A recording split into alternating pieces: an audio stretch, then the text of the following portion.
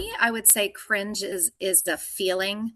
It's like a pit of your stomach sort of grumbling, and the bottom drops out, and you maybe you start to sweat a little bit, or you get that like flush of feeling up your face, and you can feel your hair grow. And that's how I know, what was good material for Cringe Fest last year was, does it make me still a little bit sick to my stomach to think about? And you know, do I get that feeling that oh God, I'm so uncomfortable in my own skin, really. Hi, welcome to Cringe Talk, where we talk about everything related to CringeFest. Since 2018, CringeFest has invited brave storytellers to take the stage and share their most embarrassing, mortifying, unforgettable, and humbling moments, all to support Project Right Now. I'm Lizzie Finn, your host, and today we're talking to Sara Schivell, who is last year's CringeFest winner.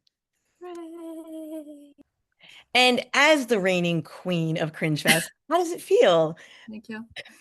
Do to you be the feel most to be the most embarrassing person in the land. I wear that crown pretty proudly. I mean, I was happy to do it. I'm happy that it resonated. My story resonated with people. It was a great time, and it gives people something to talk about, and it gives people a good night out, and it raises money for a good cause. So I'm all in.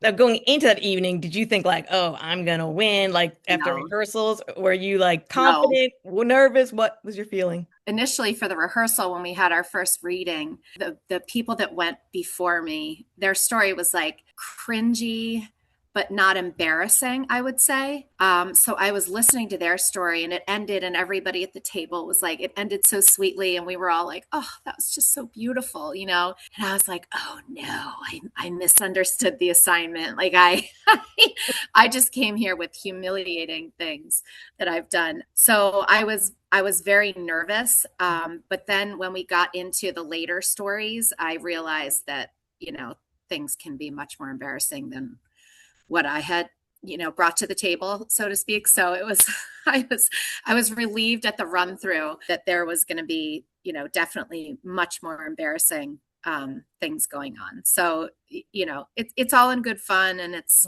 once you get over your initial nerves with that run through, I feel like it's fine. You're standing up there, and the vibe in the room is so fun and so welcoming, and everybody's just there to have a good time. So it wasn't scary. It was just a fun night.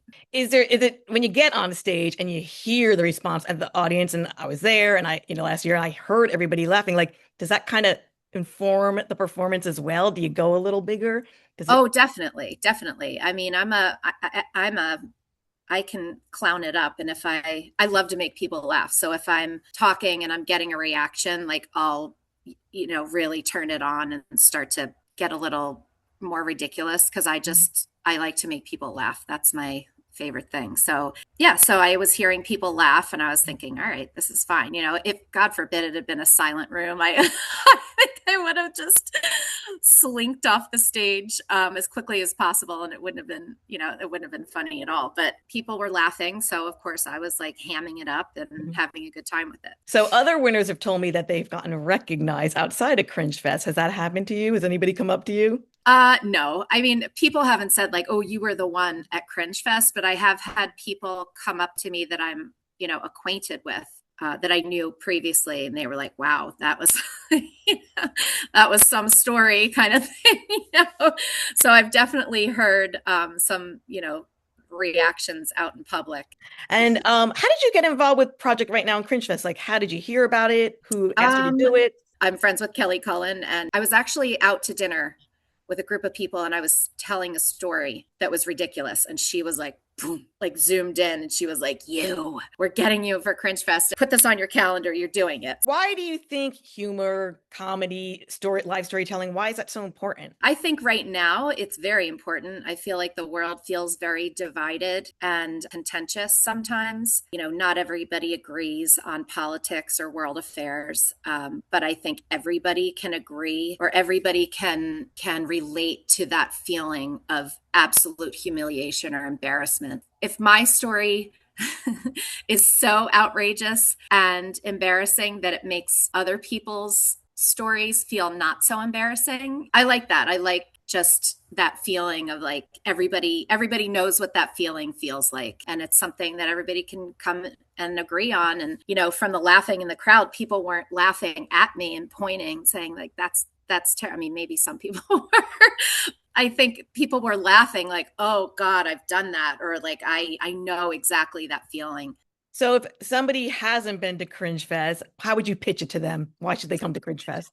I would say it's a collection of really interesting people from all different walks of life who come together and bare their souls and just tell their secrets and let all the skeletons out of the closet in a really hilarious way. And it's a fun night, and who doesn't want to go laugh for 2 hours? I think it's a great night. I think it's really worthwhile, and if we can put more of that out in the world, I think that can only be a good thing. Sara, I want to thank you for chatting with me today and remind everybody that CringeFest 2026 is back at the Vogel in Red Bank on Friday, April 17th. For more information, go to projectrightnow.org, and we will see you all soon.